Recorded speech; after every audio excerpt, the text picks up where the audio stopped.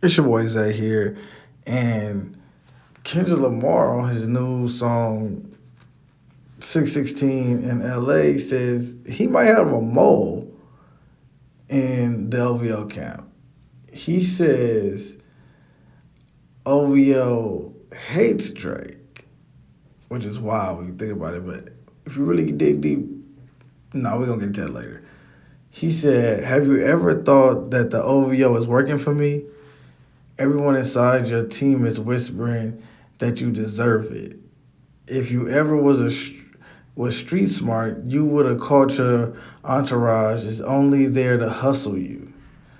100 niggas that you got on the payroll or on the salary, and 20 of them want you to be a casualty. It's time you go look around and see who's really around you. You can't Tootsie slide out of this one. It's gonna resurface. Every dog has its day. Yours. Oh, he said every dog has its day. Living your purpose.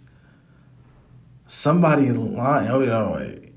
Right. So all that was about just somebody in OVO camp being a mole. They don't really like him, talking behind his back. And if you really think about it, right?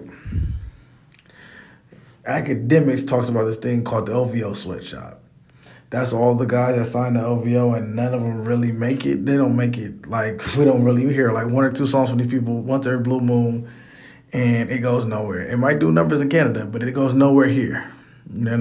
So basically we know that Drake's just using them to maybe write those singing songs. Well, most likely to write those singing songs and maybe to write these rhymes, right? That's why on Euphoria, Kendrick Lamar said 20 verse 1, no, it's 1 verse 20. You can, where are you and all your ghostwriters at? Yeah, he said that. So he also said you can't Tootsie Slide out of this one. Because if you know, Tootsie Slide song was a dance song. It was like one of those songs that you hear on TikTok and everywhere, and everybody does the dance. But it was actually about sliding on people. It was obviously about hitting your ops and everything, right? And he says every dog has his day. Now you need to go live in your purpose. Like, come on, bro. This is not you.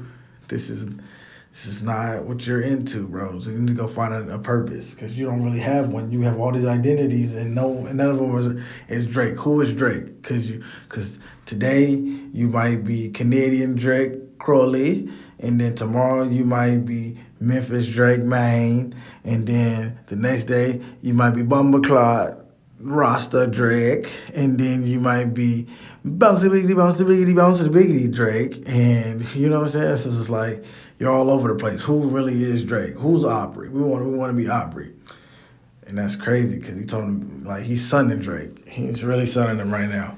But then he goes and takes out to Academics, who is Drake's biggest supporter, who's been coming out with all the old clips and everything to try to get.